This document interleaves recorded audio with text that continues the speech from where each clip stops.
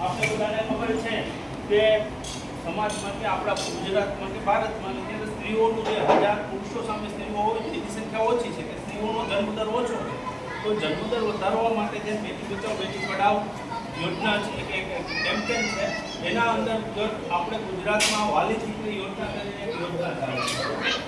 તો વાલી દીકરી યોજના એનો મેન હેતુ કેવો છે કે દીકરીનો જન્મ થાય બેટી બચે.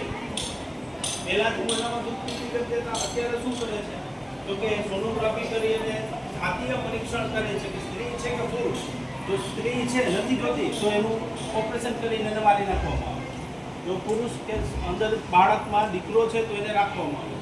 તો એના માટે પણ સરકારે કાયદો બનાવ્યો છે PCPNDT એક્ટ, બરોબર. તો એમાં પણ આપણે હમણાંનો કિસ્સો લઈએ કે 2018માં એક કેસ થયેલો તપાસ કરી અને એમાં એ સાબિત થયેલું એને હમણાં 2026માં હમણાં લગભગ 15 દિવસ પહેલાં જ તાલાળામાં એક જે આ સોનું